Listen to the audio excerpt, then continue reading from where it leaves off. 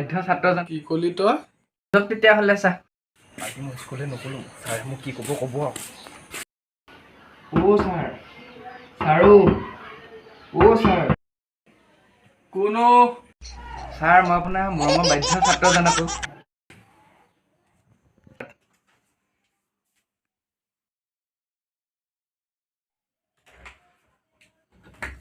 দাদা সৰু তইহে সোমা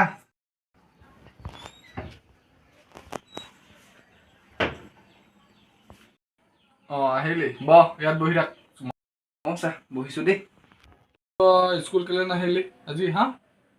কথাটো এনেকুৱা হ'ল আমাৰ মানে ছাৰ আজি পাপা আৰু মায়ে কাজিয়া লাগি আছিলে। তাতে তোৰ নাহিব লগা কি হ'ল হা?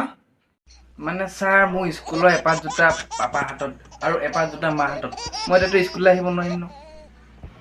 হ'ব তাহাঁতৰ ঘৰত কাজিয়া হৈছে স্কুল নহা বাহানাহে লাগে তোৰ হা?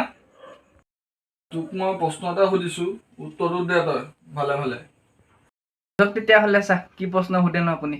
কচোন মন ভাৰতত আৱিষ্কাৰ হোৱা প্ৰথমটো যন্ত্ৰটোৰ নাম কি কচোন? ভাৰতত আৱিষ্কাৰ হোৱা প্ৰথমটো যন্ত্ৰৰ নাম হ'ল ষড়যন্ত্ৰ ছাৰ। কি কলি তই?